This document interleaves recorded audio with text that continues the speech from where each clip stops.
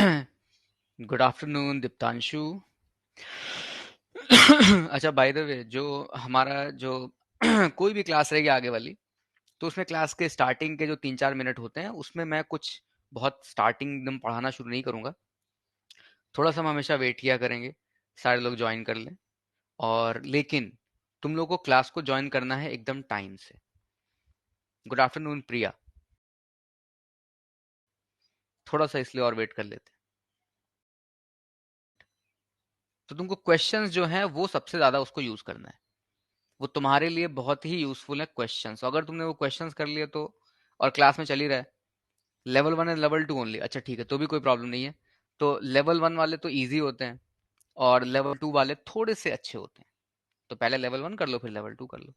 बाकी जो क्लास का जो मटेरियल है उसको यूज करो थ्योरी के लिए, मतलब कॉन्सेप्ट समझने के लिए क्लासेस को, और क्लासेस की रिकॉर्डिंग वगैरह को, जो उसके जो मटेरियल मिलता है उसको यूज करो।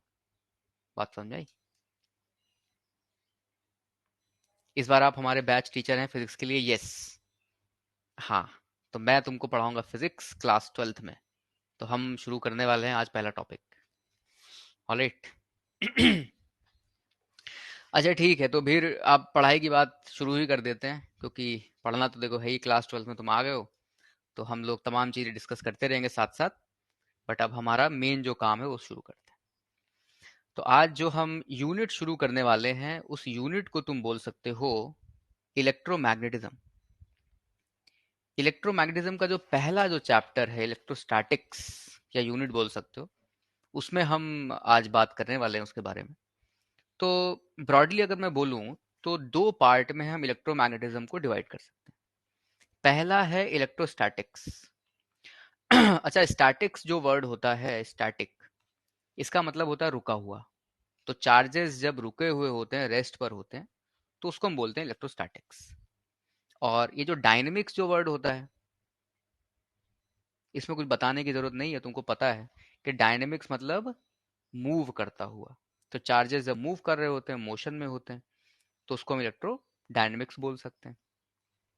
तो जैसे यहाँ पर देखो चार्जेस रेस्ट पर हैं, तो इलेक्ट्रोस्टैटिक्स, दो चार्जेस के बीच में फोर्स वगैरह निकालेंगे। इधर देख रहे हो चार्जेस मूव कर रहे हैं, ऐसे चक्कर वक्कर लगा रहा है, मतलब मोशन में है, तो इसको हम बोल सकते हैं इलेक्ट्रोडायनेमिक्स। मैग्नेटिज्म में इलेक्ट्रोडायनेमिक्स का बहुत अच्छा खासा रोल आने वाला है। ठीक है, तो वो हम आगे की बात है, उसको बाद में देखते हैं।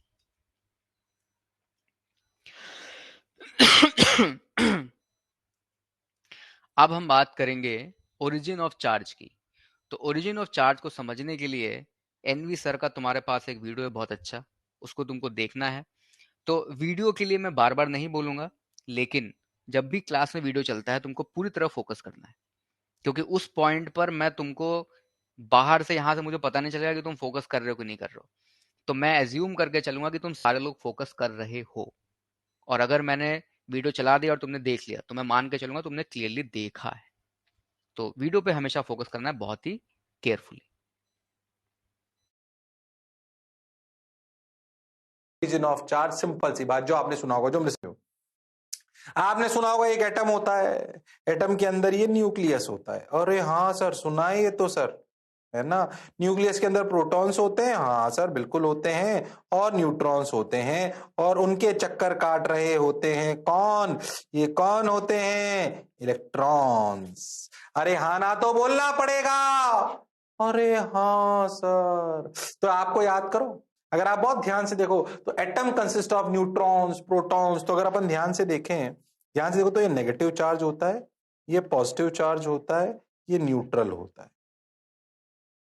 अगर मैं आपसे बहुत बेसिक बातों में करूं तो टाइप्स ऑफ चार्ज कितने हुए, ध्यान से देखो। बहुत बेसिक सी बात, बिल्कुल छोटी छोटी बातें बता रहा हूं, सब याद होनी चाहिए। टाइप ऑफ चार्ज में दो चार्ज भाई, एक पॉजिटिव और एक नेगेटिव। अरे हाँ सर, टाइप्स ऑफ चार्ज की बिल्कुल बेसिक बात, एक पॉजिटिव और एक नेगेटिव। अरे हाँ सर, अच्छा हम कुछ कुछ जानते हैं क्या भाई? ध्यान से समझे, न्यूट्रल चार्ज नहीं है, उस पर कोई चार्ज नहीं है, है ना। अच्छा, तो एक पॉजिटिव चार्ज और एक नेगेटिव चार्ज, हम जानते हैं सर, इतनी सी बात तो हमने सुनी है। पॉजिटिव चार्ज, नेगेटिव चार्ज को आपने जनरली इलेक्ट्रॉन के नाम से जाना होगा और पॉजिटिव चार्ज को आपने प्रोटॉन के नाम से जाना होगा। इनकी बहुत धीरे धीरे धीरे रिसर्च आपको समझ में आने लगेगी। अभी बहुत बेसिक बात समझो जो आपने जो आपने सुना है। अच्छा, हम एक और बात जानते हैं क्या, कि पॉजिटिव पॉजिटिव और नेगेटिव नेगेटिव चार्ज अगर हैं और आसपास रखे हैं तो उनमें दुश्मनी है। दुश्मनी दुश्मनी मतलब वो रिपेल करते हैं एक दूसरे को। अरे हाँ सर, ये हम जानते हैं, ये भी प्रॉपर्टी है। ये फर्स्ट प्रॉपर्टी, ये सेकंड प्रॉपर्टी। अच्छा, पॉजिटिव नेगेटिव हो तो प्यार, अरे हाँ, अट्रैक्शन। यस और नो, ये हमें पता होना चाहिए। हमने बोला भैया दो टाइप के चार्जेस होते हैं, पॉजिटिव पॉजिटिव, पॉजिटिव और नेगेटिव। अच्छा, पॉजिटिव पॉजिटिव और नेगेटिव नेगेटिव को आसपास रख दो तो उनमें दुश्मनी है, वो दूर भाग जाएंगे।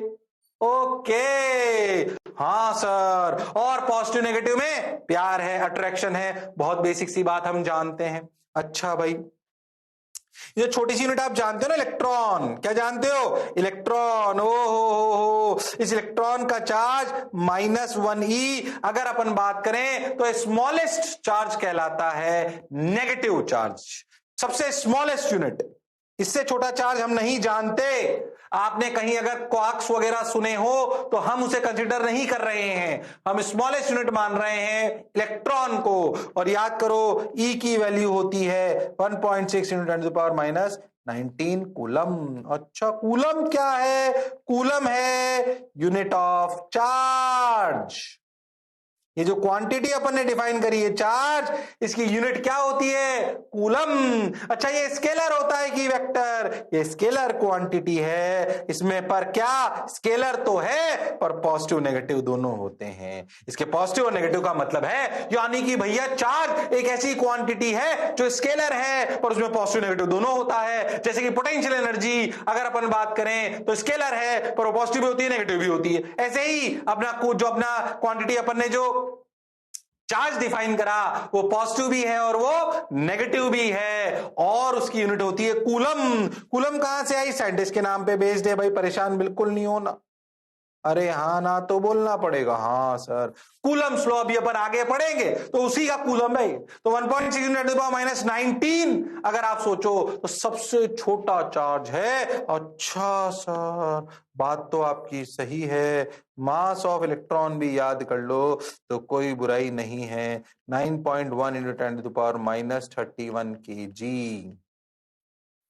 ऐसे अगर अपन प्रोटॉन की बात करें तो इसका चार्ज होता है +1.6 × 10⁻19।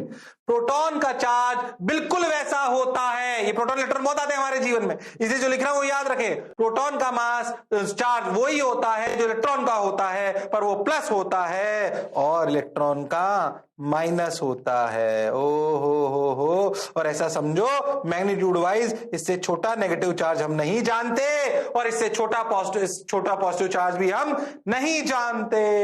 ऐसे अगर आप मास ऑफ प्रोटॉन की बात करो तो 1.67 × 10⁻27 kg के आसपास आएगा। ओहो, तुम ध्यान से देखो तो चार्ज ऑफ इलेक्ट्रॉन और चार्ज ऑफ प्रोटॉन तो लगभग बराबर होता है, पर देखो तो mass of proton mass of electron से बहुत ज्यादा होता है। देखो 1.6 टुगेदर 1.67 × 10⁻27 कौन सा ज्यादा मास है, अरे बहुत कम मास है ये, 10⁻27 kg, बहुत छोटा, इसलिए तो हम देख नहीं पाते, न्यूक्लियस के अंदर है बहुत सारे प्रोटॉन, पर फिर भी ये प्रोटॉन बहुत भारी है, किससे, इलेक्ट्रॉन से। देख, इलेक्ट्रॉन में 10⁻31 kg है, ये तुलनात्मक बात है, रिलेटिव बात है, इसलिए तुलनात्मक सोच आपकी आनी चाहिए। इज दैट क्लियर, हाँ सर। ऑल राइट, तो चलो देखते हैं क्या समरी है। बहुत छोटी सी बातें हैं लेकिन इंपॉर्टेंट है सारी की सारी, तो इनको हमको रखना है याद। तो एटम के अंदर क्या चीजें होती हैं, एटम के अंदर होते हैं 3 तरह के पार्टिकल। इनफैक्ट न्यूक्लियस के अंदर होता है प्रोटॉन और न्यूट्रॉन। न्यूक्लियस के चारों तरफ इलेक्ट्रॉन्स ऑर्बिट करते रहते हैं, और ये तीसरा तरह का पार्टिकल है। अगर हम बात करें न्यूट्रॉन की, तो न्यूट्रॉन का नाम ही न्यूट्रॉन है, वो न्यूट्रल से आता है, उस पे होता है जीरो चार्ज। फिर प्रोटॉन पे पॉजिटिव चार्ज होता है और उसका सिंबल हम P प्लस बोल सकते हैं, राइट। और अभी अभी सर ने बताया कि उस पर कितना पॉजिटिव चार्ज होता है, उस पर पॉजिटिव चार्ज होता है +1.6 इंटू 10⁻⁻19 कूलम। तो चार्ज बहुत छोटा है, ठीक है, अच्छी बात है, बहुत बड़ा चार्ज नहीं है। और इलेक्ट्रॉन की बात अगर करें तो इलेक्ट्रॉन पे भी सिमिलर चार्ज है, इनफैक्ट सेम चार्ज है, बट एक क्रूशियल डिफरेंस है कि इलेक्ट्रॉन का चार्ज होता है उतना ही बट नेगेटिव, सिंबल उसका E माइनस बोल देते हैं, और ये स्मॉलेस्ट पॉसिबल नेगेटिव चार्ज होता है। पॉजिटिव चार्ज के लिए अगर तुम सोचोगे, किसी ने सुना है अगर कि क्वार्क वगैरह कुछ होता है, तो वो अच्छी बात है, होता होगा, लेकिन हमारा जो डिस्कशन है वो उतना डीपर कभी जाएगा नहीं। तो हमारे लिए स्मॉलेस्ट पॉजिटिव चार्ज प्रोटॉन का ही है और स्मॉलेस्ट नेगेटिव चार्ज इलेक्ट्रॉन का है। इलेक्ट्रॉन वाली बात तो खैर आगे भी सही है, तुम कितना भी डीपर जाओ, इलेक्ट्रॉन ही नेगेटिव चार्ज है जो मूव कर सकता है। केमिस्ट्री में सुना है, हाँ, तो बस वो सुनने की बात होती है, उसको हम यूज नहीं करते क्योंकि वो एडवांस लेवल की बात है। फिर यहाँ पर जो एसआई यूनिट है चार्ज की, वो होती है कूलम, उसका सिंबल होता है C, और कूलम एक साइंटिस्ट के नाम पर है। तो ये बातें ऑब्वियस सी सर ने बता दी, आई होप क्लियर है। ऑलराइट, तो आगे हम बात करने वाले हैं जो कि जिसपे काफी डिस्कशन होता है, 11 मतलब बोर्ड में भी होता है और तुम्हारा जेई मेंस में भी इस पे क्वेश्चन बनते हैं, जो कि है चार्ज का कंजर्वेशन और क्वांटाइजेशन। तो कंजर्वेशन और क्वांटाइजेशन क्या होता है, एक बार सुन लिया, अच्छे से समझ लिया तो कभी भूलोगे नहीं। तो उसको जरा देखते हैं क्या होता है कंजर्वेशन और क्वांटाइजेशन। तो कंजर्वेशन की बात अगर मैं करूं, कंजर्वेशन की बात अगर मैं करूं तो हमसे कह रहा है कि फॉर एन आइसोलेटेड सिस्टम। अच्छा, आइसोलेटेड अगर तुमको पिछले साल से याद हो तो उसमें मैटर का एक्सचेंज नहीं होता, मैटर या मास का एक्सचेंज इज नॉट अलाउड, और इनफैक्ट एनर्जी का एक्सचेंज भी नॉट अलाउड। बिल्कुल सही बात है। तो जब मैटर का एक्सचेंज अलाउड नहीं है तो क्या चार्ज अंदर या बाहर जा सकता है सिस्टम के, ये पहला सवाल है।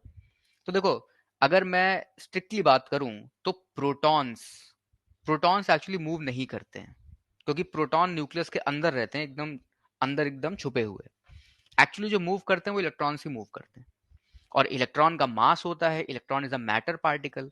तो आइसोलेटेड सिस्टम के केस में ऑफ कोर्स अगर इलेक्ट्रॉन सिस्टम के अंदर नहीं जा सकता या बाहर नहीं आ सकता बिकॉज इट्स मैटर, तो चार्ज भी अंदर या बाहर नहीं जाएगा। तो जितना चार्ज है सिस्टम के अंदर वो सेम रहेगा, वो रहेगा कंजर्व। तो वही कह रहा है कि टोटल चार्ज, ये लिखा हुआ है total charge, total charge in the isolated system वो कांस्टेंट रहेगा। ऑब्वियस सी बात है, जब कुछ अंदर नहीं जा रहा, कुछ बाहर नहीं जा रहा, तो कांस्टेंट ही रहेगा, सीधी सी बात। तो ये तो होता है conservation of charge.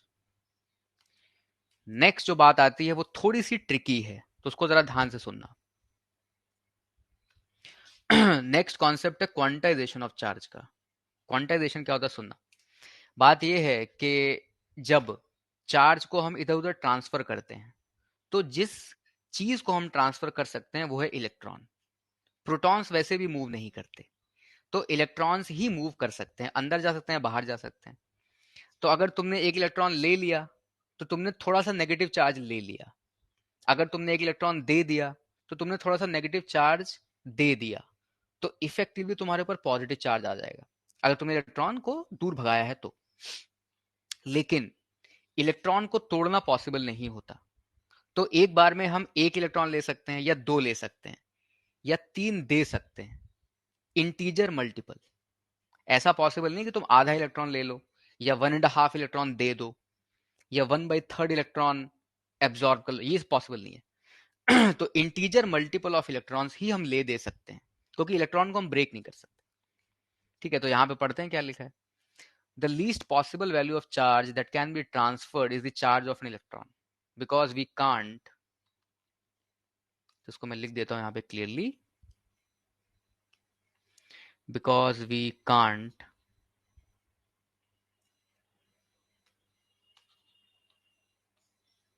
can't break an electron.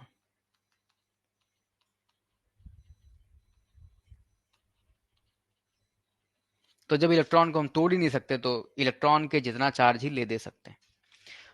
तो फॉर एग्जाम्पल अगर तुम एक सिल्क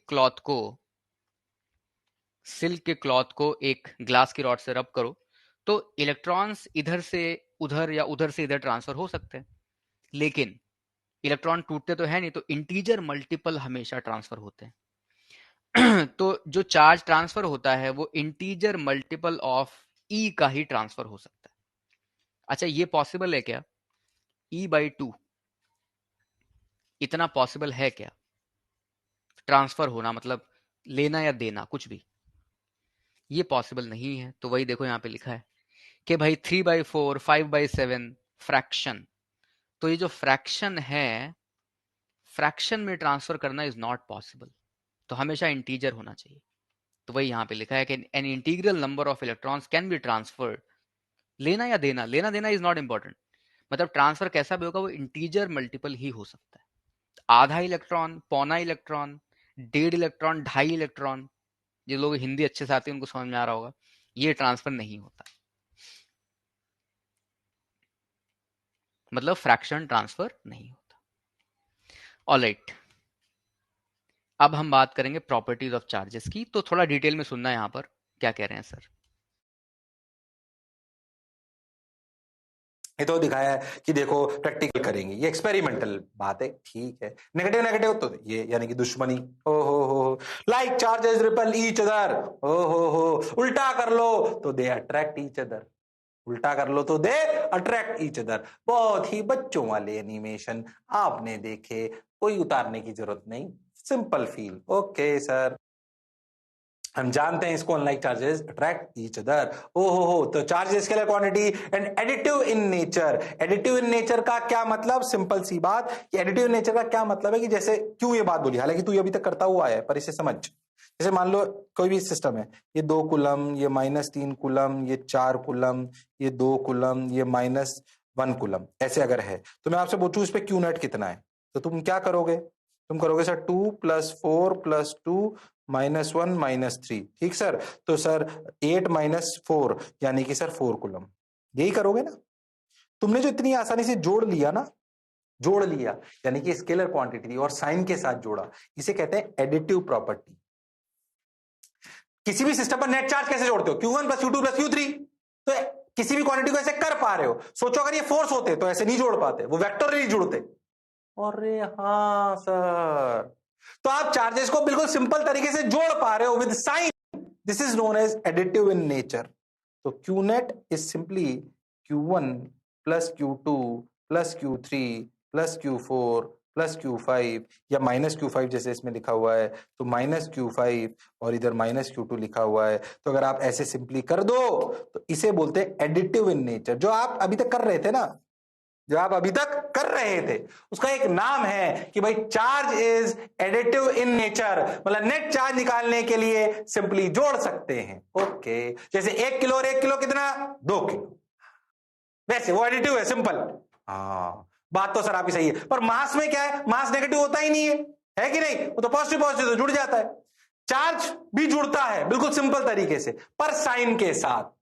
अरे हाँ सर, फोर्स को इतनी आसानी से नहीं जोड़ सकते कि 1 न्यूटन 1 न्यूटन 2 न्यूटन, ऐसे नहीं बोल सकते, डायरेक्शन बतानी पड़ेगी। तो चार्ज चुपचाप इस एडिटिव प्रॉपर्टी को फॉलो करता है, इसलिए उसे एडिटिव इन नेचर कहते हैं। ओके सर, बात बहुत सिंपल है सर, क्या पिक्चर क्लियर है भाई? ठीक है, तो समरी देख लेते हैं। समरी एक बहुत सिंपल सी समरी है, तुमने बचपन से सुन रखा है, बहुत छोटी क्लासेस से, कि प्रॉपर्टीज ऑफ चार्जेस में अगर मैं अट्रैक्शन और रिपल्शन की बात करूं तो छोटी सी बात कि भाई like charges repel each other, like charges repel each other, तो दोनों पॉजिटिव हैं तो रिपल्शन होगा, या दोनों नेगेटिव हैं तो रिपल्शन होगा। अच्छा, अगर मैं बोलूं कि Q1 into Q2 is greater than 0, मान लेते हैं, तो अट्रैक्शन होगा या repulsion? Q1 into Q2 is greater than 0 मतलब पॉजिटिव है, तो अट्रैक्शन होगा या रिपल्शन? क्या लगता है? देखो, अगर दोनों पॉजिटिव होंगे तो ये भी पॉजिटिव आएगा, अगर दोनों नेगेटिव होंगे तो फिर से पॉजिटिव आएगा। तो इस केस में क्या रिपल्शन होना है क्या? तो ये रिपल्शन ही होगा, राइट? तो आई थिंक ये बात तुमको क्लियर होगी। ऑल राइट, अगर ये बात क्लियर है तो अगली बात भी क्लियर हो जाएगी कि भाई unlike charges attract each other. Positive negative attraction, positive negative attraction, negative positive, बात वही है, अट्रैक्शन। तो अगर मैं बोलूं कि Q1 into Q2 is a negative number less than zero, तो अट्रैक्शन होगा या रिपल्शन होगा? बात समझ के बता सकते हो, बहुत इजी सी बात है। तो देखो, अगर एक पॉजिटिव दूसरा नेगेटिव, तो ये आएगा नेगेटिव। पहला नेगेटिव दूसरा पॉजिटिव, तो भी आएगा नेगेटिव। तो इसका मतलब यहाँ पे होने वाला है अट्रैक्शन। छोटी सी बात है, बट लिखने का तरीका है, कुछ बहुत नया नहीं हो रहा है यहाँ पे, बहुत ही छोटी सी बात हमने करी है अभी तक।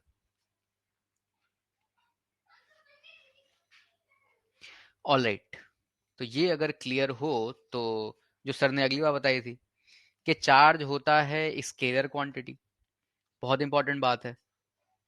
पॉजिटिव नेगेटिव होता है, लेकिन पॉजिटिव नेगेटिव का ये मतलब नहीं कोई वेक्टर होता है। पोटेंशियल एनर्जी भी पॉजिटिव नेगेटिव होती है। अगर तुमको याद हो, एक क्वांटिटी थी ग्रेविटेशनल पोटेंशियल, वो भी पॉजिटिव नेगेटिव हो सकता था। तो कई फिजिकल क्वांटिटीज, वर्क डन जैसे, तो वर्क डन भी पॉजिटिव नेगेटिव होता है। तो कई फिजिकल क्वांटिटीज जो कि स्केलर हैं, वो पॉजिटिव या नेगेटिव दोनों हो सकती हैं। और स्केलर्स जो ऐड होते हैं वो तुमको पता है, वो तो सिंपली ऐड हो जाते हैं, दे ऐड लाइक नंबर्स। तो एक हम बात बोल देते हैं कि they add simply like numbers, मतलब 1 और 2 होता है 3, -5 और +6 होता है +1। तो नंबर्स को ऐड करना है, तो चार्जेस को ऐड करना is very easy. Simply number जैसे ऐड कर दो, तो वही यहाँ पे लिखा है, ध्यान से पढ़ लो। Q1 + Q2 - Q3 - Q4 + Q5। अब इसमें दो चार्ज नेगेटिव हैं, तो ऑफकोर्स उनको माइनस ही तो करना पड़ेगा। तो इस तरह से आता है net charge of a system. ठीक है, तो इस सिस्टम के अंदर जितने चार्ज है ना, बता सकते हैं सिंपली ऐड अप करके। ऑलराइट, तो आई थिंक यहां तक किसी को समस्या नहीं होगी। क्लियर है तो आगे बढ़ रहे हैं। अब बात करते हैं चार्ज और मास की, क्योंकि ये बहुत ही फंडामेंटल चीजें हैं, तो इनके बारे में हम बात करेंगे राइट नाउ। फोकस करना है बहुत ध्यान से, छोटी सी बातें होंगी पर फिर भी फोकस करना है। मैंने आपको बिल्कुल पहली स्लाइड में लिख लिख के बताया था कि अच्छा, तो भाई इंट्रिंसिक प्रॉपर्टी ऑफ मैटर है ये, यानी कि चार्ज एक ऐसी प्रॉपर्टी है जो मैटर के साथ ही एसोसिएटेड है, वो स्केलर क्वांटिटी है। अच्छा, exert force on the bodies at a distance. Okay भाई, तो चार्ज के में एक चार्ज और मास। अच्छा, तो चार्ज बिना मास के नहीं हो सकता, चार्ज बिना मास के नहीं हो सकता, ये मैटर की इंट्रिंसिक प्रॉपर्टी है। ये स्केलर क्वांटिटी, चार्ज और मास दोनों एक साथ पढ़ रहे हैं और ये एक दूसरे पे फोर्स लगाते हैं। ये जो अट्रैक्शन फोर्स होता है, ये आता है ग्रेविटेशनल फोर्स,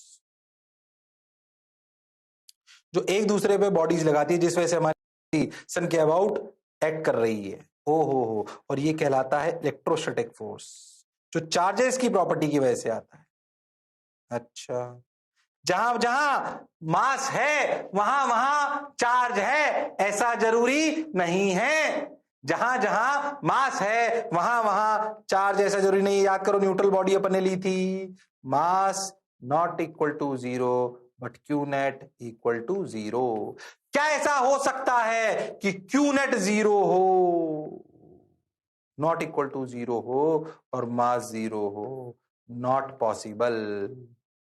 ओ हो, याद रखना इस बात को, नेट चार्ज हो और मास जीरो नहीं हो सकता।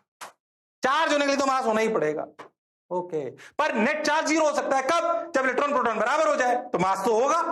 अरे हाँ, ये पॉसिबल है, पॉसिबल। ओहो, तो थोड़ा सा ध्यान रखें। कोई आपसे बोला जाए अगर चार्ज है तो मास है, कोई जरूरी नहीं है। अगर अगर कोई चार्ज है तो मास है, हाँ बिल्कुल सही। अगर कोई आपसे बोले कि भाई मास है तो चार्ज है, नहीं, ऐसा कोई जरूरी नहीं। पर चार्ज है तो मास है, हाँ। क्या पिक्चर एकदम क्लियर? पक्के से? यस सर, बिल्कुल 110%। थोड़ी सी एक बेसिक सी बात चार्ज और मास की और कर लें फटाफट। पॉजिटिव नेगेटिव होते हैं, मास हमेशा पॉजिटिव होता है। एक और बात जो इसमें सीखने लायक, ये अट्रैक्ट और रिपेल करते हैं, ये ऑलवेज अट्रैक्ट करते हैं। एक डिफरेंशिएशन ला रहे हैं चार्ज और मास में, बहुत बेसिक सा। ये आप जानते हो पर फिर भी उतार लो इसको। और ये तो इस पे बहुत ही छोटी सी बात करी है सर ने, तो उसको जल्दी से देख लेते हैं कि चार्ज और मास दोनों इंट्रिंसिक प्रॉपर्टी ऑफ मैटर होते हैं, मतलब मैटर के अंदर से ही आती हैं ये, और मैटर की वजह से ही होती हैं। दोनों स्केलर क्वांटिटीज होती हैं, लेकिन charge can be both positive and negative, लेकिन मास हमेशा पॉजिटिव ही होता है। तो ये बात हमको ध्यान रखनी है। चार्ज में नेगेटिव पॉजिटिव पॉसिबल है, मास में केवल पॉजिटिव। फिर दूसरी बात कि अगर दो मासेस हैं तो उनके बीच में फोर्स लगता है, और वो फोर्स होता है ग्रेविटेशनल। और ग्रेविटेशनल फोर्स होता है हमेशा अट्रैक्टिव फोर्स, राइट। लेकिन अभी अभी हमने देख लिया कि चार्जेस के बीच में जो फोर्स लगता है, अगर मैं उसको बोलूं इलेक्ट्रोस्टैटिक फोर्स, तो इलेक्ट्रोस्टैटिक फोर्स जो होता है वो अट्रैक्टिव भी हो सकता है, वो रिपल्सिव भी हो सकता है, जो कि तुमको पता है ऑलरेडी। अच्छा, ये स्टेटमेंट सही है क्या कि मासेस एक दूसरे पर डिस्टेंस से फोर्स लगा सकते हैं, और चार्जेस भी एक दूसरे पर डिस्टेंस से फोर्स लगा सकते हैं? ये बात सही है क्या? बिल्कुल सही है। ये फोर्स लगाने के लिए टच करना जरूरी नहीं होता, ये फोर्स डिस्टेंस से लग सकता है, जो कि बहुत अच्छी बात है और बहुत इंटरेस्टिंग बात है, नहीं? जैसे मैजिक, तो ये मैजिक जैसी बात हो जाती है, दूर से ना, एकदम दूर से इफेक्ट लगा सकते हो। तो तुम अपने आसपास ऑलरेडी लोगों पे फोर्स लगा रहे हो बिकॉज यू हैव मास। तुम्हारी बॉडी का मास है, फोर्स भी लगा रहे हो ऑलरेडी। ऑलराइट, अगली बात ये कि charge can not exist without mass. मतलब चार्ज मास के बिना एग्जिस्ट नहीं कर सकता, क्योंकि चार्ज या तो इलेक्ट्रॉन के फॉर्म में आएगा या तो प्रोटॉन के फॉर्म में आएगा, दोनों का अपना मास होता है। तो ऐसा पॉसिबल ही नहीं है कि चार्ज हो और मास ना हो, और मास हमेशा हमेशा एड अप होता है। हाँ अनुज, कोई भी क्वेश्चन पूछना हो तुम चैट पर पूछ सकते हो विदाउट रेजिंग हैंड। तो चैट पर क्वेश्चन पूछते रहो लगातार, मैं रिप्लाई करता रहूंगा। सर इससे पहले वाला टॉपिक एक बार फिर समझा दीजिएगा। कौन सा टॉपिक? सर इससे पहले वाला। नहीं, नाम बताओ कौन सा। सर इसी से पहले जो बता रहे थे चार्ज इसी टॉपिक का है सर, लेकिन जो अभी प्रीवियसली स्लाइड में आप बताएं वो। ये वाला? Yes sir. अच्छा, इसमें कोई बात नहीं थी, इसमें बस ये था कि चार्जेस के बीच में अट्रैक्शन भी हो सकता है, रिपल्शन भी हो सकता है, और मासेस के बीच में हमेशा अट्रैक्शन होता है, इतनी सी बात थी। Got it? Sir okay sir. Alright. अच्छा, इसमें पहली बात जो हम कर रहे थे कि charge can not exist without mass, तो वो आई थिंक समझ में आया होगा। अच्छा, एक छोटा सा कॉन्सेप्ट है, थोड़ा हायर लेवल का है, कि भाई magnitude of charge is independent of its speed. तो स्पीड पे चार्ज का डिपेंडेंस नहीं होता। अब तुम सोचो कि स्पीड पे क्यों डिपेंडेंस होगा, तो उसका आंसर आता है रिलेटिविटी में। हालांकि रिलेटिविटी हमारे सिलेबस में नहीं है, तो टेंशन लेने की जरूरत नहीं है, ये तुम्हारा है आउट ऑफ सिलेबस, तो इसमें लोड लेने की जरूरत नहीं है, वो हमारे सिलेबस से बाहर है। अच्छा, मास की बात करें तो मास can exist with zero net charge. अगर तुम्हारे पास नंबर ऑफ इलेक्ट्रॉन्स और नंबर ऑफ प्रोटॉन्स बराबर हो तो उनका चार्ज हो जाएगा कैंसल आउट, तो नेट चार्ज इज जीरो। लेकिन मास अभी जीरो नहीं है, और जनरली ऐसे ही होता है। मैं यहाँ पर खुद बैठा हूँ, मेरा खुद का चार्ज इज जीरो, बट मेरा मास इज नॉट जीरो, तो ऑब्वियसली मास एग्जिस्ट कर सकता है विदाउट चार्ज।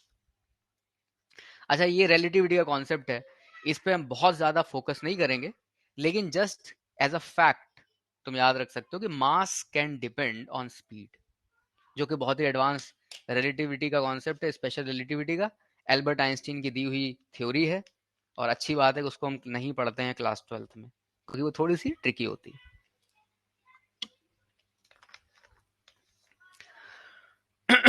ऑलराइट। अच्छा, क्वेश्चंस के लिए ना मैं तुम लोगों को एक सजेशन दे देता हूँ, क्योंकि हमारी क्लास में बहुत सारे लोग हैं, और क्वेश्चन तुमको पूछना हो तो हाथ खड़ा करने की जरूरत नहीं है, तुम लोग चैट में लिखते चले जाया करो। तो चैट में लिखते रहा करो, जैसे गौरव ने लिखा है तो वो चलता रहेगा, मैं बताता रहूंगा उसके आंसर, तो कॉन्टिन्यूस चलता रहता है। ये क्वेश्चन याद करनी है बस नॉलेज के लिए, एक्चुअली नॉलेज के लिए है, याद कर लोगे तो कोई बुराई नहीं है, नहीं याद करोगे तो भी कोई प्रॉब्लम नहीं है। ऑलराइट, तो अब हम बात करेंगे कंडक्टर्स और इंसुलेटर्स की। तो सबसे पहले बात करते हैं कंडक्टर्स। प्रीवियस पेज रहा ये।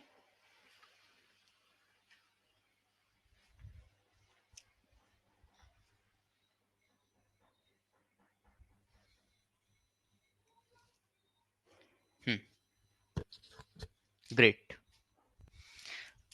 कंडक्टर्स की बात भी कोई नई तो है नहीं, तो हम पढ़ लेते हैं जल्दी से, शॉर्ट में देखते हैं। तो conductors are materials in which the outer electrons of each atom और molecule are weakly bound. Weakly bound मतलब they are free to move, वो मूव कर सकते हैं क्योंकि वो बहुत वीकली बाउंड होते हैं, मतलब बहुत स्ट्रांगली अटैच नहीं होते, तो मूव कर सकते हैं। गुड आफ्टरनून प्रिया, और तुम हो थोड़ा सा लेट। तो हम लोग डिस्कस कर रहे हैं कंडक्टर्स का भी, पहले वाला टॉपिक देख लेना घर जा करके रिकॉर्डिंग्स वगैरह। तो conductors have electric charges, free electrons. Free electrons मतलब जो फ्री टू मूव है, and that are comparatively. Good evening Akshat, बहुत से लोग लेट क्यों आ रहे हैं भाई, अचानक से 2 लोग आ गए। चलो अच्छा, anyways, free to move and that are completely free, comparatively free to move inside the material. तो वो स्पेशली मतलब इतना भी फ्री नहीं होते, लेकिन बैटरी कनेक्ट करने पर मूव करना शुरू कर देते। नेटवर्क प्रॉब्लम हो रहा है already. When some charge is transferred to a conductor, it readily gets distributed over the entire surface of the conductor under electrostatic conditions. तो ये कंडीशंस हम बाद में पढ़ेंगे, लेकिन पूरा टॉपिक आएगा कंडक्टर्स का। लेकिन अभी के लिए मान लेते हैं कि अगर किसी कंडक्टर पर हम चार्ज डालते हैं ना, तो चार्ज बराबर बराबर फैल जाता है हर जगह, यूनिफॉर्मली डिस्ट्रीब्यूट हो जाता है, और यूनिफॉर्मली डिस्ट्रीब्यूट होता है सरफेस पर। ये कैसे होता है, क्यों होता है, पूरा टॉपिक है, तो उसको बाद में करेंगे, बट अभी के लिए याद कर सकते हो। Free electrons are also known as conduction electrons. तो जो फ्री इलेक्ट्रॉन्स जो मूवमेंट करने के लिए फ्री हैं, उनको कंडक्शन इलेक्ट्रॉन भी बोलते हैं। सबसे कॉमन एग्जांपल क्या है? सबसे कॉमन एग्जांपल है मेटल्स, कंडक्टर्स का। अच्छा, मेटल्स के अलावा और कोई चीज जो कंडक्शन करती है, किसी को मालूम है क्या? और कोई चीज जो कंडक्शन करे, और कोई मटेरियल? हाँ, ग्रेफाइट कर देता है। कुछ कुछ और भी मटेरियल्स होते हैं, बट मोस्टली मेटल्स के बारे में याद कर सकते हो।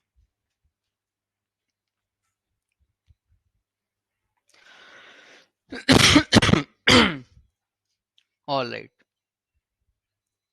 अब बात करें इंसुलेटर्स की। Insulator is a material, human body, हाँ ह्यूमन बॉडी जो होता है वो डिसेंट कंडक्टर है, अच्छा खासा कंडक्टर है, बहुत अच्छा नहीं है लेकिन ठीक ठाक कंडक्टर है। उसका रीजन ये है कि हमारी बॉडी में होता है सॉल्ट, सॉल्ट वगैरह होता है, इलेक्ट्रोलाइट्स होते हैं, तो उसके थ्रू कंडक्शन हो सकता है। अच्छा, अर्थ के केस में सॉइल में मेटल तो होता ही है, कहीं ना कहीं थोड़ा बहुत कंटेंट होता है, बट अर्थ इतनी बड़ी है ना कि उसको चार्ज दो तो वो ले लेती है, और उससे चार्ज मांगो तो दे देती है, क्योंकि वो इतनी बड़ी है। तो कह सकते हो कि हाँ, अर्थ से भी कंडक्शन हो जाता है।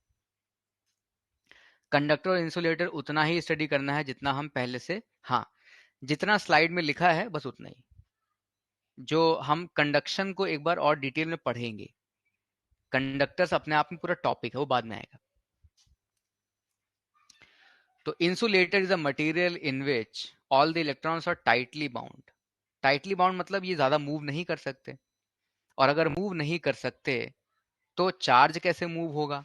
बिकॉज चार्ज मूव होता है जब इलेक्ट्रॉन मूव करते हैं, बिकॉज इलेक्ट्रॉन के पास ही तो चार्ज होता है। If some charge is given to the insulator, वो वहीं का वहीं रह जाता है, वो आगे मूव ही नहीं कर पाता, बिकॉज मूवमेंट के लिए इलेक्ट्रॉन्स की जरूरत होती है। प्रोटॉन्स वैसे ही मूव नहीं करते, प्रोटॉन्स तो न्यूक्लियस के अंदर फिक्स्ड होते हैं। तो most of the non metals like glass, porcelain, plastic, nylon, would, rubber, तमाम तरह की चीजें वो होती है इंसुलेटर।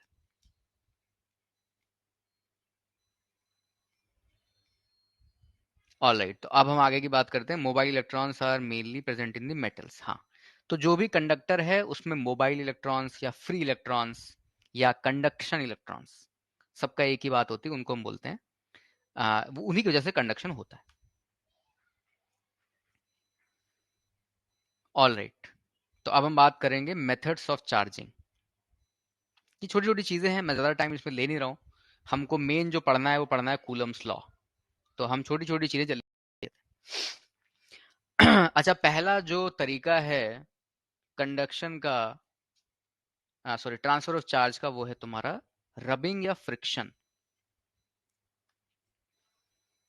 तो फ्रिक्शन से कैसे करते हैं कि when insulating materials, good afternoon Yash, they rub against each other, तो उससे क्या होता है कि इलेक्ट्रॉन्स इधर उधर ट्रांसफर हो सकते हैं। हाँ, वो आज कुछ नेटवर्क प्रॉब्लम दिख रहा है। हाँ, कोई बात नहीं, अभी फोकस करो और पहले वाला उसको रिकॉर्डिंग वगैरह देख लेना। नेटवर्क प्रॉब्लम आ रही है, नेटवर्क की प्रॉब्लम आज कई लोगों को आ रही है, मेरे एंड से वैसे ठीक है। Good afternoon Alja. All right, तो अगर किसी को नेटवर्क प्रॉब्लम है वो क्लास की रिकॉर्डिंग बाद में भी देखे। राइट, हाँ, I know I know I know, नया बैच है, सब नया है यहाँ पर। चलो चलो, यहाँ पे अभी फोकस करते हैं जो हमारा काम चल रहा है। तो कह रहा है कि अगर भाई रब करोगे तो रब करने से ना इलेक्ट्रॉन्स इधर से उधर ट्रांसफर हो सकते हैं। तो वही यहाँ पे लिखा है कि electrons which are negatively charged may be rubbed off one material to the other. Rub करने से हीट जनरेट होती है, हीट जनरेशन से इलेक्ट्रॉन मूव कर सकते हैं। तो the material that gains electrons, क्योंकि इलेक्ट्रॉन होता है नेगेटिव, तो वो मटेरियल होता है नेगेटिवली चार्ज्ड। और अगर मैं सपोज एग्जांपल लेता हूं कि ग्लास रॉड को मैं सिल्क के क्लॉथ से रब करता हूं, तो ऐसा हो सकता है कि रब करने से इलेक्ट्रॉन्स ट्रांसफर हो जाएं ग्लास से सिल्क में, तो सिल्क पे जो चार्ज आएगा वो आएगा नेगेटिव। और क्योंकि इलेक्ट्रॉन ग्लास से निकल गए हैं, तो ग्लास पे जो चार्ज बचेगा वो किस तरह का बचेगा? पॉजिटिव। अच्छा, अब बताना एक क्वेश्चन। सपोज इलेक्ट्रॉन्स 10 इलेक्ट्रॉन्स मान लेते हैं फॉर एग्जांपल, 10 इलेक्ट्रॉन्स ग्लास से चले गए सिल्क में, तो ठीक है, सिल्क क्लॉथ नेगेटिवली चार्ज है और ग्लास रॉड तुम्हारा पॉजिटिवली चार्ज है, तो सिल्क पे जो नेट चार्ज होगा वो होगा -10 E, और ग्लास पे जो होगा वो होगा +10 E, जहां पर E ये नंबर है 1.6 इंटू 10⁻⁻19 कूलम। तो अब मुझे जरा ये बताओ कि अगर मैं ग्लास और सिल्क दोनों का चार्ज ऐड अप कर दूं तो मुझे क्या मिलेगा? इनको मैं अगर ऐड अप कर दूंगा तो मुझे मिलेगा 0। तो वही यहाँ पे लिखा है कि नेट चार्ज जो सिस्टम का है, अगर वो पहले 0 था तो 0 ही रहेगा, मतलब वो कांस्टेंट रहेगा।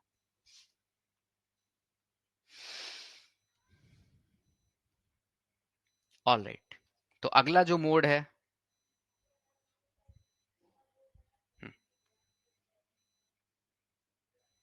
अगला जो मोड है वो है कंडक्शन। तो कंडक्शन तो तुमको पता ही है कि charging by conduction involves the contact.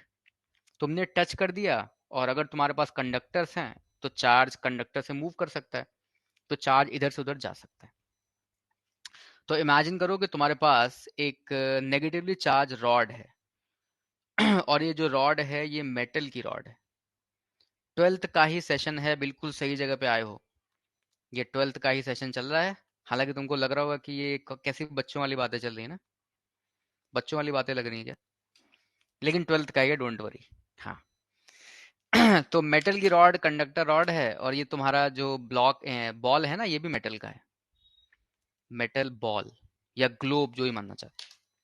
तो इसको टच करोगे तो नेगेटिव चार्ज इधर से उधर ट्रांसफर हो जाएगा, बिकॉज कंडक्टर्स में ट्रांसफर हो सकता है, उसमें चार्ज मूव कर सकता है।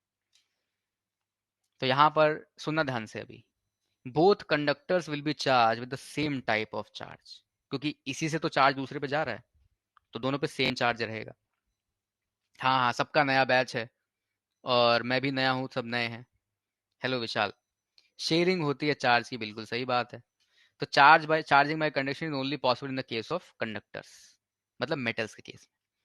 अच्छा, नेट चार्ज दोनों में बराबर बराबर, बराबर बराबर जरूरी नहीं है, थोड़ा थोड़ा, आधा आधा, या बराबर नहीं होगा तो कुछ फ्रैक्शन इधर कुछ फ्रैक्शन उधर, जरूरी नहीं है, जरूरी नहीं है यश, अलग अलग भी हो सकता है, लेकिन नेट चार्ज कंजर्व रहेगा। फॉर एग्जाम्पल, अच्छा ये बताओ कि सपोज मान लेते हैं कि स्टार्टिंग में टच करने से पहले प्लस, हाँ न्यू बैच है, न्यू बैच है, +10 E चार्ज था।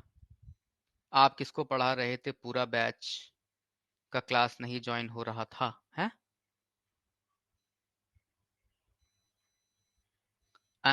नहीं तो अभी तो, हेलो आनंद, आई थिंक जो 10 बच्चों का हो गया था वो ऐसे कुछ ग्लिच होगा, वो बाद में कुछ बच्चों का हो गया था। अच्छा अच्छा अच्छा अच्छा, कोई बात नहीं, कोई बात नहीं, कोई बात नहीं, तो वो अगली बार से नहीं होगा, मतलब होना तो नहीं चाहिए, टेक्निकल प्रॉब्लम कुछ रहा होगा। Good afternoon Shauryaman. चलो, अगर जिसका मिस हुआ है वो रिकॉर्डिंग देख लेगा। अच्छा ये बताओ कि अगर 10E चार्ज था मान लेते हैं, तो अभी रॉड पे बचा है मान लेते हैं 4E। रेगुलर मैं ही करूंगा शौर्यमान। तो ये बताओ कि अगर रॉड पर है +4E और बॉल पर है कितना होना चाहिए? अच्छा, पहले रॉड पर था +10E और बॉल पर था 0, तो अब बॉल पर कितना होना चाहिए? Focus focus.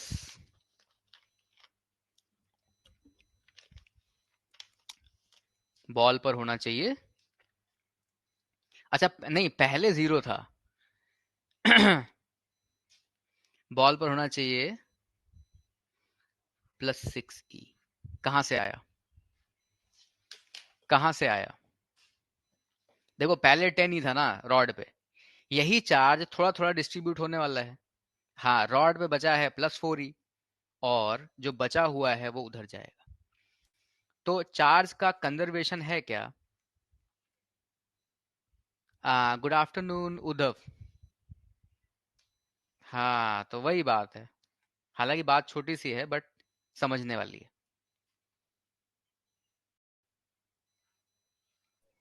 Hello sir. हाँ बताओ, हेलो। कौन बोला, कौन बोला? हाँ उद्धव। सर मैं बोल रहा था कि सर एक बार शुरू से स्टार्ट कर दो, क्योंकि सर इशू आ रहा था, हम लोग क्लास में ज्वाइन नहीं कर पा रहे थे। हाँ देखो उद्धव, बात है ना कि बहुत सारे बच्चों का पहले ज्वाइन हो चुका था ना, तो अगर मैं एकदम शुरू से करूंगा और काफी चीजें डिस्कस हो चुकी हैं तो उनके लिए एकदम रिपीट हो जाएगा, प्रॉब्लम ये है। तो अभी सुनना ध्यान तो से, काहे जो नहीं हो आगे रहा जो था? चीजें मेरे आ बैच रही में हैं। तो हेलो सब सर। इशू आ रहा था ना सर। हाँ हाँ, I know hello. I know I know. हाँ बोलो आदित्य। हाँ सर, सेम इशू मेरे को भी I know face I know, हुआ। मैं समझ रहा हूँ, क्योंकि स्टार्टिंग में आज शायद सर प्रॉब्लम हुई। रिकॉर्डिंग होगी, रिकॉर्डिंग होगी, डोंट वरी। हाँ, अच्छा जो लोग, मैं अभी बता देता हूँ, जो लोग बाद में ज्वाइन किया उनके लिए, अगर किसी रीजन से तुम्हारा स्टार्टिंग वाला पार्ट मिस हुआ है, तो जो अभी हम पढ़ने वाले हैं, कूलम्स लॉ की बात करेंगे थोड़ी देर में, उसमें प्रॉब्लम नहीं आएगी समझने में, ठीक है? तो जो पहले वाली चीजें हैं वो इंडिपेंडेंट हैं। अब सुनना ध्यान से, जो पहले वाली चीजें हैं उसको तुम रिकॉर्डिंग से अगर देखोगे तो वो क्लियर हो जाएंगी। और हाँ, रिकॉर्डिंग होगी, ऑफ कोर्स रिकॉर्डिंग होगी। हाँ, रिकॉर्डिंग तो होगी। अरे शुरुआत कोई खराब नहीं हुई है, शुरुआत कोई खराब नहीं, डोंट वरी। और अभी तक बहुत बेसिक था, जो लोग क्लास में थे उनसे भी तुम डिस्कस कर लेना कि बहुत सिंपल सी चीजें हैं, तो सारी समझ में आ जाएंगी, डोंट वरी, ठीक है? और कूलम्स लॉ हम डिस्कस करेंगे, वो सबको समझ में आना चाहिए। कूलम्स लॉ हम शुरू कर देंगे अभी। Okay sir. अरे हाँ, मुझे पता है। और देखो, शुरुआत ऐसे कोई खराब वराब नहीं होती है, अगर हमारा एफर्ट कॉन्टिन्यूस चलता रहे तो कोई प्रॉब्लम नहीं आती है। तुम रिकॉर्डिंग देख लोगे, मुझसे बाद में डिस्कस कर सकते हो, क्लास में डिस्कस कर सकते हो, वो सब चीजें हम देख लेंगे। हाँ हाँ, वो स्टार्टिंग में आज प्रॉब्लम आई है, कुछ लोग बता रहे हैं कि क्लास ज्वाइनिंग में प्रॉब्लम आई है। हाँ, तो अच्छा, फिर से जिन बच्चों की क्लास जिन्होंने अभी ज्वाइन करी है वो क्लास की रिकॉर्डिंग देख सकते हैं। मारिया, नंबर देना हमको अलाउड ही नहीं है, अगर मुझे अलाउड होता मैं दे देता।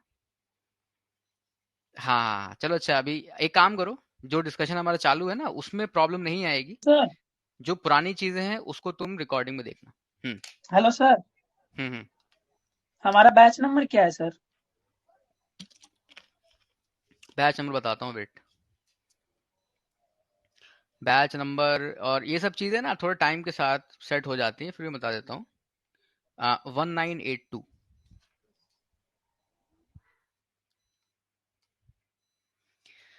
अच्छा, अब यहाँ पे फोकस करो। जिन लोगों का पिछला छूट गया है उनको भी प्रॉब्लम नहीं आएगी, उनको भी प्रॉब्लम नहीं आएगा, ध्यान से सुनोगे, क्योंकि पिछली वाली चीजें बहुत बेसिक थी जो अभी तक हमने करी है। बैचेस का हो सकता है शफल हुए, मुझे भी पूरी तरह क्लियर नहीं है, तो जो चीजें मुझे पता है मैं तुमको बता सकता हूँ। हाँ, सारी सारी चीजें रिकॉर्डिंग होती हैं, वो सारी चीजें मिल जाएंगी, डोंट वरी। हाँ आई नो, वही तो, हमको अभी शुरू करना पड़ेगा, अदरवाइज धीरे धीरे करके हमारा टाइम जा रहा है। अरे खूब सारे पेज छोड़ दो, बाकी लोग बता सकते हैं। चलो जरा इधर आ जाओ अभी। तो अब हम बात करेंगे चार्जिंग बाय इंडक्शन। तो इंडक्शन क्या होता है, सुनो ध्यान से। देखो, चार्जेस के बीच में जो फोर्स लगता है वो डिस्टेंस से लग जाता है। तो इमेजिन करो कि तुम्हारे पास एक चार्ज रॉड है, ठीक है। तो एक चार्ज रॉड थी, नेगेटिवली चार्ज्ड। तो हम उसको एक मेटल ग्लोब के पास लेकर के आए। ये मेटल की बॉल है, मेटल का स्फेयर है। तो मेटल के स्फेयर में होते हैं फ्री इलेक्ट्रॉन्स। तो अगर मैं इसको लेके आऊंगा रॉड को, तो इलेक्ट्रॉन्स मूव होंगे, चार्ज का रिडिस्ट्रीब्यूशन होगा। तो अब ये बताओ कि जो इलेक्ट्रॉन्स होंगे वो इस रॉड से रिपेल होंगे या अट्रैक्ट होंगे? जो जो स्फीयर के अंदर इलेक्ट्रॉन्स है वो रिपेल होंगे। तो इलेक्ट्रॉन्स यहाँ पे पहुंच जाते हैं राइट हैंड साइड पे, रिपेल हो करके। अच्छा, अब इलेक्ट्रॉन्स राइट हैंड साइड में पहुंच गए, लेकिन इलेक्ट्रॉन्स जब जाते हैं तो इफेक्टिवली कौन सा चार्ज जनरेट होता है? इसको हम बोलते हैं लैक ऑफ इलेक्ट्रॉन, मतलब इलेक्ट्रॉन अभी नहीं है, तो यहाँ पे पॉजिटिव चार्ज बचेगा, तो लेफ्ट हैंड साइड पे बचता है पॉजिटिव चार्ज। तो क्या ये रीडिस्ट्रीब्यूशन ऑफ चार्ज हो गया क्या?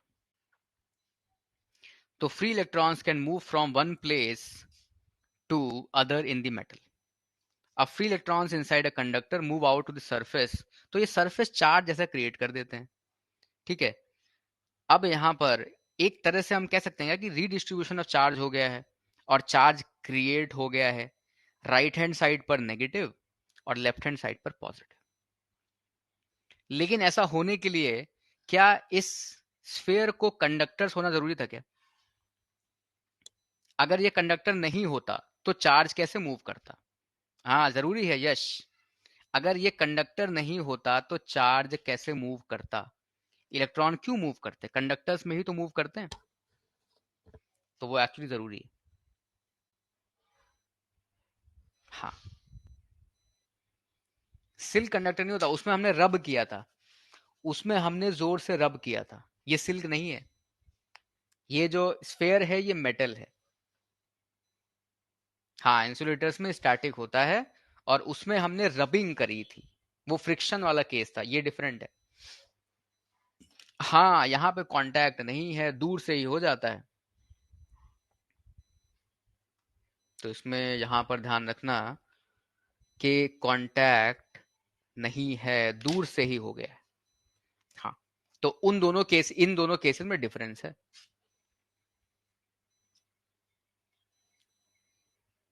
ऑलराइट, तो बात समझ में आ रही है या नहीं?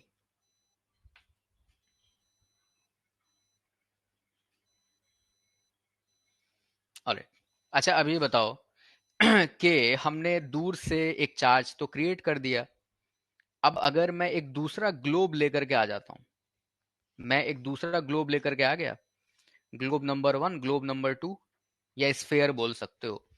तो अगर मैं यहाँ पे कांटेक्ट कर दूंगा, ये मैंने कांटेक्ट किया, या दूर से भी कर सकते हो, तो अच्छा कांटेक्ट ही कर देते हैं, चलो कांटेक्ट करते हैं तो शायद ज्यादा क्लियर होगा। तो कांटेक्ट करने से पॉजिटिव चार्ज इधर शिफ्ट हो सकता है क्या दूसरी तरफ? हो सकता है शफल हुआ हो सकता है शफल हुआ हो, लेकिन मैं 100% श्योर नहीं हूँ। रॉड है तो न्यूट्रल ही होगा ना, उसमें चार्ज कैसे? अच्छा एक सेकंड, ये रॉड जो थी ना चार्ज थी, रॉड थी चार्ज, ठीक है, और तुमने चार्ज रॉड को स्फेयर्स के पास में लेके आए हो, तो इस तरफ नेगेटिव चार्ज आएगा, क्यों? हाँ अट्रैक्ट होगी लेकिन उसको टच नहीं करना है, अट्रैक्ट होगी लेकिन उसको टच नहीं करना है, तो इलेक्ट्रॉन्स उससे अट्रैक्ट होंगे। अच्छा यहाँ पे कांटेक्ट है इस पॉइंट पे, ठीक है, तो अगर कांटेक्ट है, यस अच्छा बताओ, प्रोटॉन्स मूव कर सकते हैं क्या? प्रोटॉन्स मूव नहीं कर सकते, तो मूव तो हमेशा इलेक्ट्रॉन ही करते हैं, तो इलेक्ट्रॉन यहां से इधर आ गए लेफ्ट हैंड साइड पर, और राइट हैंड साइड पर तुमको पॉजिटिव चार्ज मिल गया। तो कहने का मतलब ये है, जो चीज तुमको समझनी में, एक लाइन बता देता हूं, यहां पर क्या हम कांटेक्ट कर रहे हैं क्या इंडक्शन में? इस जगह पे कांटेक्ट है क्या? और विदाउट कांटेक्ट चार्ज का रीडिस्ट्रीब्यूशन हो रहा है, तो इसीलिए इसको बोलते हैं इंडक्शन। इंडक्शन मतलब दूर से ही सब कुछ कर दिया, चार्ज हो गया इंड्यूस, तो हम यहां पे बोल सकते हैं चार्ज इज इंड्यूस्ड, रॉड की चार्ज की वजह से लेफ्ट में, यस, जो रॉड थी वो पहले से चार्ज थी, रॉड पहले से चार्ज थी, यस, हाँ नॉन कांटेक्ट फोर्स, ठीक है। तो यहां पर बात ये है छोटी सी, कि तुम चार्जिंग वगैरह कर दो, कुछ भी कर दो, लेकिन क्या सिस्टम का नेट चार्ज हमेशा कांस्टेंट रहता है क्या? टोटल चार्ज तो हमेशा कांस्टेंट रहेगा, वो जो कॉन्सेप्ट है वो है कंजर्वेशन ऑफ चार्ज का, तो अगर सिस्टम आइसोलेटेड है तो total charge is always constant. Alright, तो अब आज का जो मेन कॉन्सेप्ट है, आज का मेन कॉन्सेप्ट क्या है, किसी को पता है? आज का जो मेन कॉन्सेप्ट जो है, यस, तब हम बात करेंगे कूलम्स लॉ ऑफ इलेक्ट्रोस्टैटिक्स। तो ध्यान से इसको फोकस करना है, शायद तुमने पहले पढ़ा है क्या, 10th में पढ़ा है ना? हाँ ठीक ठीक ठीक ठीक, चलो तो यहाँ पे करते हैं focus. The magnitude of electrostatic force between 2 point charges is slightly greater of the distance between them. हो अब देखो, यानी कि फोर्स ये 1 ये 2, मैं पॉजिटिव नेगेटिव ले रहा हूं इसलिए, ये force on 1 due to 2, force on 2 due to 1, बिल्कुल सही, force on 1 due to 2 is equal to magnitude of force, ये एक्सपेरिमेंटल ऑब्जर्वेशन है हमारी, ये बराबर होंगे, अगर ये प्लस Q1 होगा और ये प्लस Q2 होगा, मान लो दोनों प्लस होंगे, तो ये इधर इधर हो जाएंगे, बिल्कुल सही बात। और हमने प्रैक्टिकली देखा कि ये फोर्स का फॉर्मूला है कितना, ये फोर्स का मैग्नीट्यूड है, ध्यान से सुनना, ये फोर्स का मैग्नीट्यूड है K Q1 Q2 by R square, K ऐसा समझो proportionality constant,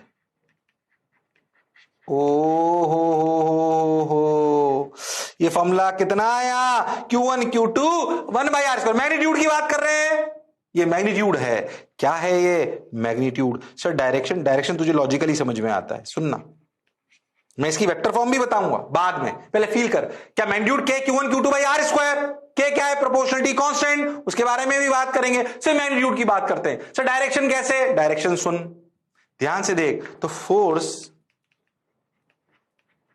is always along the line joining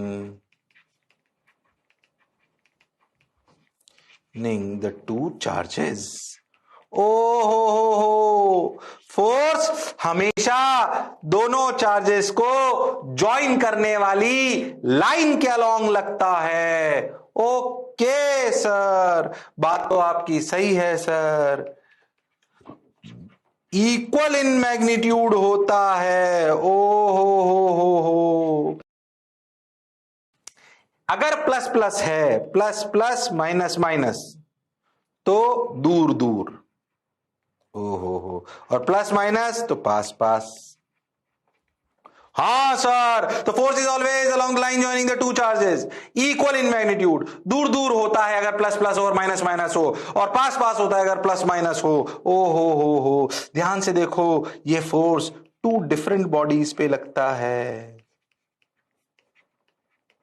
छोटी छोटी बातें बता रहा हूं, टू डिफरेंट बॉडीज पर लगता है। अरे हाँ, बिल्कुल सही बात, टू डिफरेंट बॉडीज पर लगता है। अच्छा sir, force always along the line joining the two charges equal होता है, अपोजिट होता है? अरे यार, इक्वल इन मैग्नीट्यूड, ये देखिए, ये और हाँ, और अपोजिट इन डायरेक्शन। क्या अपोजिट इन डायरेक्शन होता है? F12 और F21 की डायरेक्शन क्या अपोजिट होती है? या तो ऐसे ऐसे या ऐसे ऐसे। अरे हाँ, अब सुन, दो डिफरेंट बॉडी पे लगे, अपोजिट इन डायरेक्शन लगे, इक्वल इन मैग्नीट्यूड लगे और सेम नेचर का हो। अरे नेचर तो इलेक्ट्रोमैग्नेटिक ही है। अरे हाँ, इलेक्ट्रिक फोर्स है बेसिकली। हाँ, नेचर सेम है। क्या ये कहलाता है एक्शन रिएक्शन पेयर? क्या कहलाता है?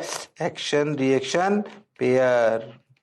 कोई बहुत ऊपर की किताब में जाओ और कहीं लिखा मिल जाए कि वो नहीं होता, कंफ्यूज नहीं होता, अपन जो पढ़ रहे हैं उसके लिए सब सही है। अरे हाँ सर, फोर्स का मैग्नीट्यूड कितना आया? के Q1 Q2 by R square. बिल्कुल सही बात। डायरेक्शन कैसे लाएंगे? डायरेक्शन क्लियर है, along the line joining. Okay, equal in magnitude, okay, opposite in direction, okay, same in nature, okay. क्या है पूरी प्रॉपर्टी एक्शन रिएक्शन पेयर की है? हाँ, बिल्कुल सही बात, ओके। तो ऐसे बोला जाता है कि electrostatic force is an electric force is.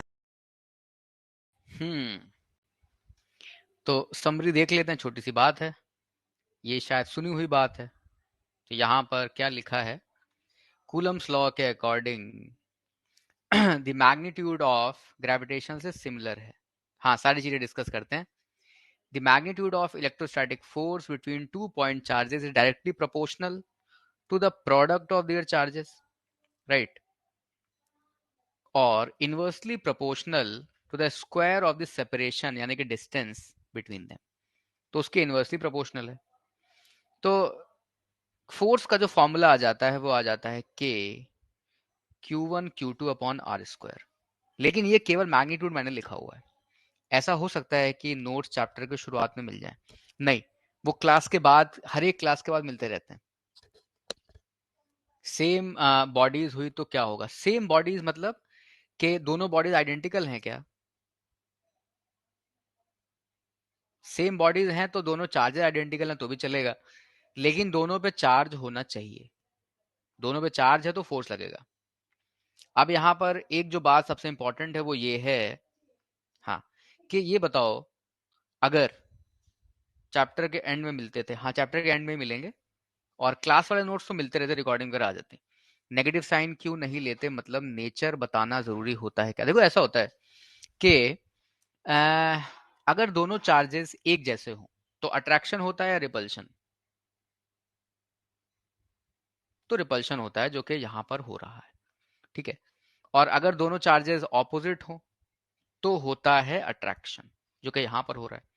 लेकिन दोनों केसेस में सपोज मैं अट्रैक्शन की बात करूं तो force on one because of two और force on two because of one, ये दोनों फोर्सेस का जो मैग्नीट्यूड है वो न्यूटन्स थर्ड लॉ से सेम होगा क्या? फर्स्ट फिगर में सेम डायरेक्शन है, हाँ डायरेक्शन एक दूसरे की तरफ है। तो देखो, मैग्नीट्यूड थर्ड लॉ की वजह, ग्रेविटेशन नहीं, ये तो कूलम्स लॉ चल रहा है, यस। तो जो फोर्स होगा उसका जो मैग्नीट्यूड होगा वो तो सेम होगा, बट थर्ड लॉ के अकॉर्डिंग फोर्स होता है वो इक्वल एंड ऑपोजिट होता है। तो वो यहां पर भी है, अगर तुम नोटिस करो, इक्वल एंड ऑपोजिट, और इधर भी है इक्वल एंड ऑपोजिट। तो ये बात है, ये बात समझ में आई? तो इन्हीं को हम क्या बोलते हैं? इनको बोलते हैं एक्शन रिएक्शन पेयर। इन्हीं को हम बोलते हैं action reaction pair. Neutral bodies पे चार्ज बॉडी के कारण इलेक्ट्रोस्टैटिक फोर्स आता है, लेकिन फोर्स तो होता है वो इंडक्शन की वजह से होता है, श्रवण, वो इंडक्शन की वजह से हो सकता है, ठीक है। तो उसको हम देखेंगे, शायद बीच में आएगा वो। लेकिन वो भी इलेक्ट्रोस्टैटिक फोर्स है क्या? मैग्नीट्यूड जीरो क्यों, किस केस में? न्यूट्रल बॉडी और चार्ज बॉडी के बीच में। माइनस माइनस दूर दूर, और देखो अगर दोनों माइनस है ना तो रिपल्शन होता है, इसलिए फोर्स का डायरेक्शन ऑपोजिट होता है। हाँ देखो इंडक्शन के केस में क्या होता है श्रवण, छोटा शॉर्ट में बता देता हूँ कि अगर एक बॉडी न्यूट्रल है तो और एक बॉडी चार्ज है तो इंडक्शन से चार्ज का सेपरेशन हो जाता है। लेकिन सेपरेशन भी ऐसा होता है ना कि कुछ चार्ज, जो लेफ्ट हैंड साइड वाला चार्ज है वो पास में होता है और राइट हैंड साइड वाला चार्ज दूर होता है, तो फोर्सेस का मैग्नीट्यूड हमको कंसिडर करना पड़ेगा। हाँ इसमें हमने फोर्स फाइंड आउट किया, हालांकि वो सारी चीजें आएंगी एक एक करके। अभी के लिए जो चीज समझनी है वो ये फॉर्मूला क्लियर हो रहा है क्या, K Q one Q two upon R square. तमाम डिफरेंट केसेस आएंगे एक एक करके, लेकिन फंडामेंटल जो चीज है वो समझ में आई कि नहीं आई। हाँ के की वैल्यू आने वाली है, के की वैल्यू आने वाली है, राइट। तो हम कैरेक्टरिस्टिक देख लेते हैं। तो अगर मेरे पास है एक पेयर ऑफ चार्ज, तो जो फॉर्मूला है, हाँ आई नो क्लास का थोड़ा सा स्टार्टिंग में प्रॉब्लम होता है ज्वाइन करने में, डायमेंशनल फॉर्मूला नहीं है ये, मैग्नीट्यूड का फॉर्मूला है,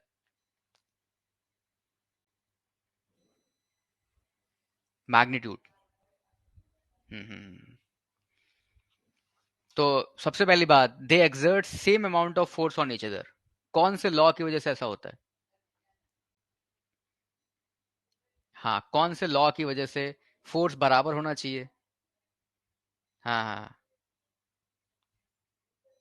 कहाँ पर अभी तक? अच्छा यश, अगर अभी तक की चीजें क्लियर नहीं है तो रिकॉर्डिंग देखनी पड़ेगी। डायमेंशन ऑफ द फोर्स, हाँ देखो फोर्स तो फोर्स ही होता है ना, उसका डायमेंशन तो वही रहेगा जो पहले किसी भी फोर्स का होता है। Electrostatic force act opposite in opposite directions, तो जो डायरेक्शन होगा वो ऑपोजिट होगा बिकॉज न्यूटन्स थर्ड लॉ। के अभी आया ही नहीं है शौर्यमान, के के लिए थोड़ा सा वेट करो। इलेक्ट्रोस्टैटिक फोर्स ऑलवेज, मतलब के आएगा उसकी वैल्यू क्या होगी हम पता करेंगे। Electrostatic force always acts along the line joining the two charges. एक एक करके यश, अभी सेंट्रल वाले तो हम पहुंचे नहीं ना। Electrostatic forces form an action and reaction pair. कौन से लॉ से पता चलता है? थर्ड लॉ से। थर्ड लॉ का तुमको याद है, एक्शन रिएक्शन, एक फोर्स को एक्शन बोलते दूसरे फोर्स को रिएक्शन बोलते। फिर electrostatic force can behave as a central force. अच्छा सेंट्रल फोर्स का मीनिंग क्या होता है? दो पार्टिकल हैं तो उन पे सपोज दोनों पे चार्ज है, तो उनके बीच में जो फोर्स लगता है उसको हम एज्यूम कर सकते हैं कि वो उनके सेंटर पर लगता है। मतलब नेट फोर्स टाइप का नेट इफेक्ट जो होता है वो हम मान सकते हैं कि वो सेंटर पर एक्ट करता है। अच्छा ग्रेविटेशन में भी हम ये मान सकते हैं, तो ग्रेविटेशनल फोर्स भी सेंट्रल फोर्स होता है। हाँ एवरी एक्शन हैज, बिल्कुल सही। Electrostatic force between two charges depend on the medium in which they are placed. तो मीडियम की बात हम करेंगे जब हम बात करेंगे के की, राइट। तो एक काम करते, सबसे पहले मैं के ही डिस्कस कर लेता हूं, क्योंकि के हमें सेंटर पर ही मानेंगे। हाँ क्योंकि चार्जेस का जो साइज होता है ना उसको हम वैसे भी बड़ा नहीं मानते, तो चार्जेस के साइज को मानते हैं छोटा। हाँ हाँ हाँ, तो जरा यहां पर आ जाओ, बात कर लेते हैं सबसे पहले के की। तो के जो कांस्टेंट था ये कहां गया? के तुमको दिख रहा होगा, के जो प्रोपोर्शनैलिटी कांस्टेंट को कूलम कांस्टेंट भी बोलते हैं। तो कूलम कांस्टेंट का एक और फॉर्म होता है, तो फोर्स को हम लिख सकते हैं अगर केवल मैग्नीट्यूड लिखना हो तो 1/4 pi epsilon naught Q1 Q2 upon R square. तो ये जो चीज है इसको हम बोलते हैं के। अच्छा इसकी वैल्यू क्या होती है?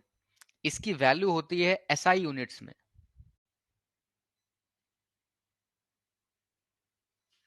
एसआई यूनिट्स में होती है 9 × 10⁹ न्यूटन मीटर स्क्वायर पर coulomb square.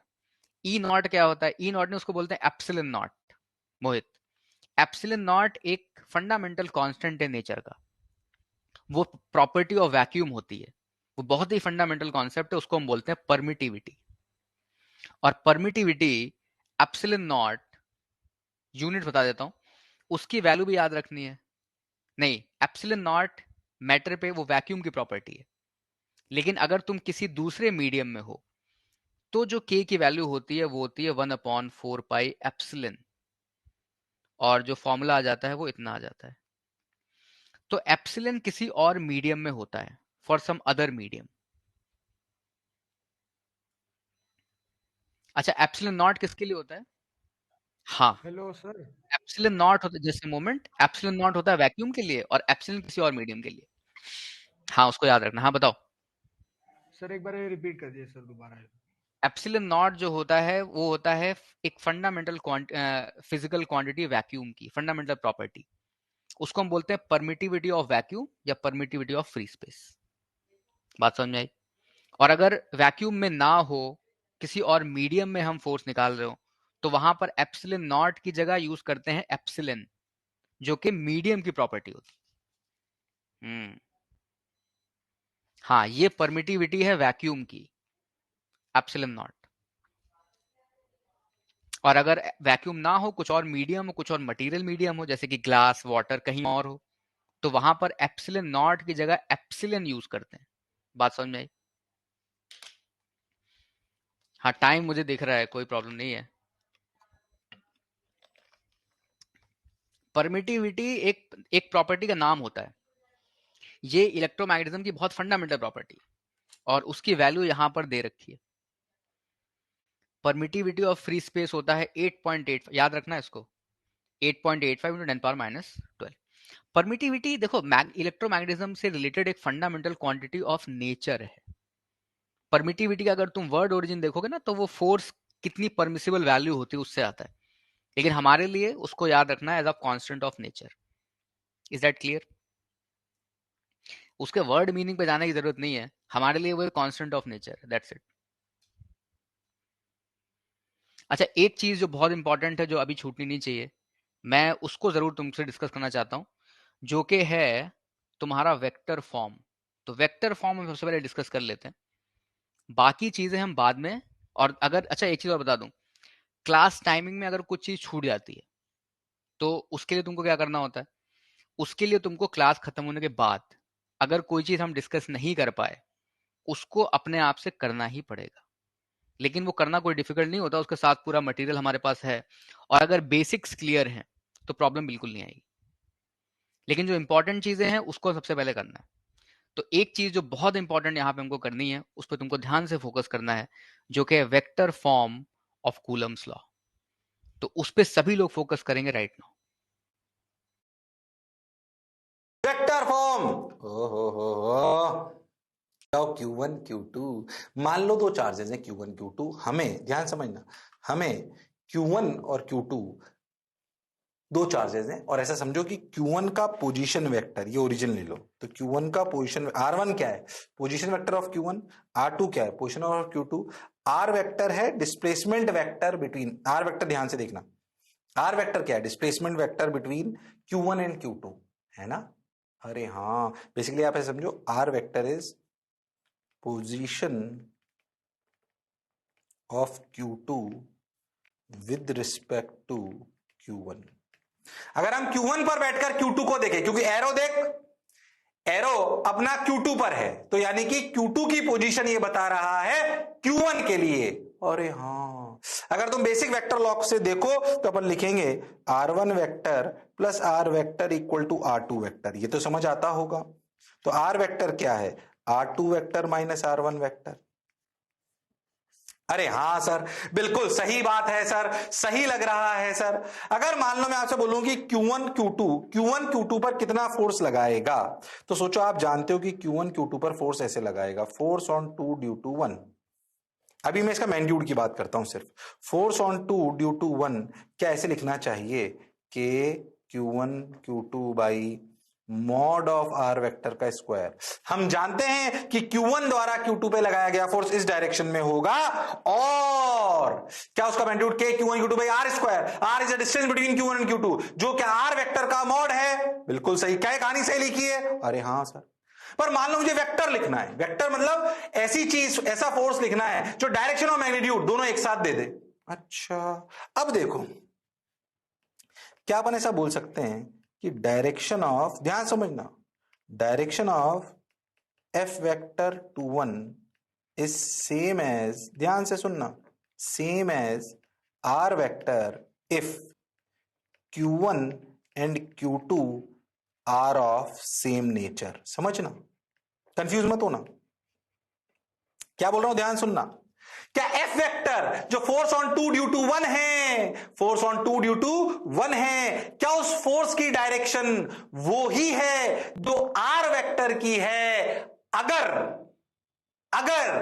Q1 Q2 same nature हैं। सेम नेचर है मतलब या तो दोनों पॉजिटिव हैं या दोनों नेगेटिव हैं। यस सर, बात तो आपकी बिल्कुल सही है सर। अच्छा, और direction of F21 is opposite to R vector if Q1 and Q2 are of opposite nature। अरे हाँ, अगर Q1 और Q2 अपोजिट नेचर के हो तो अट्रैक्शन आ जाएगा, तो फोर्स की डायरेक्शन पलट जाएगी, तो वो R वेक्टर के अपोजिट हो जाएगी। ये बात हम सीख गए, पर है तो R वेक्टर ही। अच्छा, अब सुन, हमने इस फोर्स को कैसे लिखा वेक्टरली फॉर्म में, देखना। Force on 2 due to 1 is written as K Q1 Q2 by R vector mod of R vector का होल स्क्वायर इनटू डायरेक्शन क्या है, R कैप। R कैप क्या है, क्या unit vector along R vector. तो क्या R वेक्टर और F vector की डायरेक्शन सेम होती है, तो अगर कभी भी कोई वेक्टर लिखना हो तो मैग्नीट्यूड इनटू डायरेक्शन, डायरेक्शन क्या है, R कैप। ये मैंने सही लिखा, बस इसमें मैंने ध्यान रखा कि Q1 Q2 को कैसे रखें, Q1 Q2 को कैसे रखें।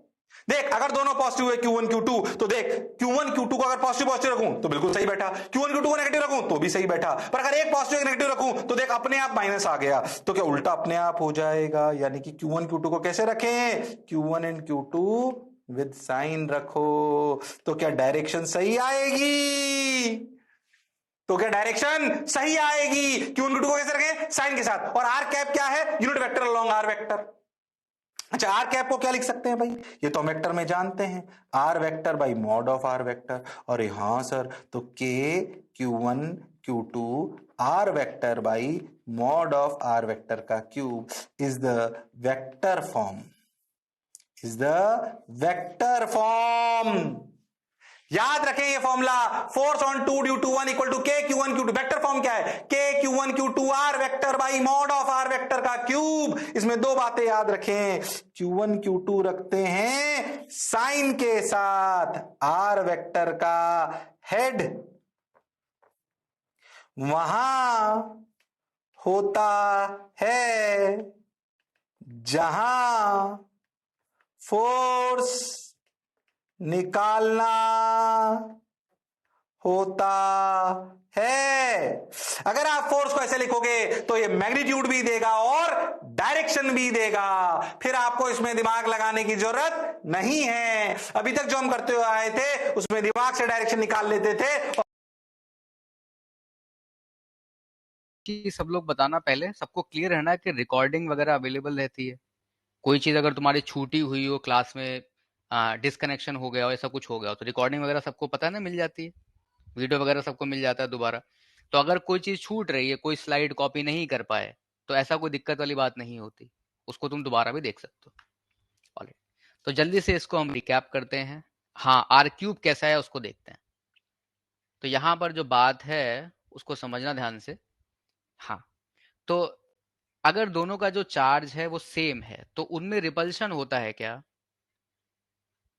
दोनों का चार्ज अगर सेम है तो फोर्स में दूसरे बैच में डाल दिया। अच्छा, बैच वगैरह का तो देखो मेरे कंट्रोल में तो नहीं है यश, तो उसको तुमको डिस्कस करना पड़ेगा, पता नहीं किससे, तो मैं पता करके बता सकता हूँ।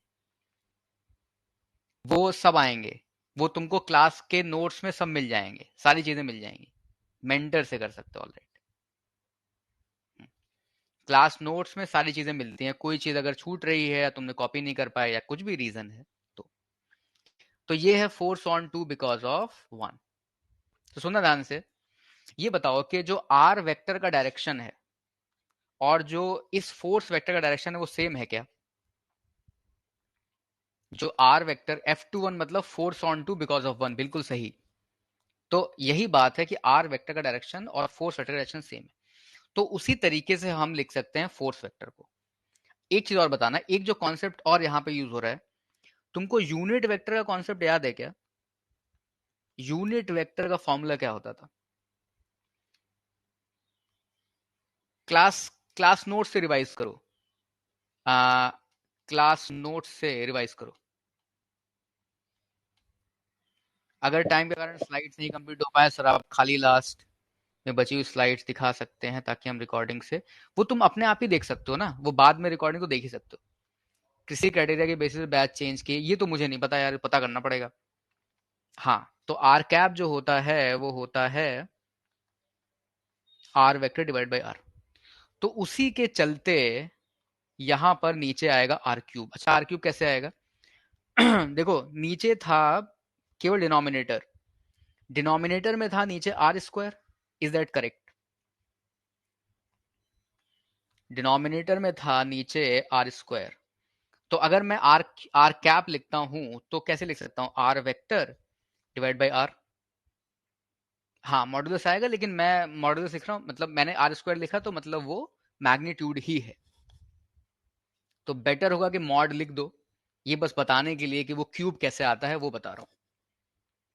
तो अभी दिख रहा है क्यूब कैसे आया? हमने जो आर कैप लिखा था, उस आर कैप को अगर मैं आर वेक्टर अपॉन आर लिख दूं, नीचे आर मतलब उसका मैग्नीट्यूड, तो नीचे आर क्यूब आने वाला है क्या? तो इसमें जो चीज हमको फोकस करनी है वो है सबसे पहली बात डायरेक्शन,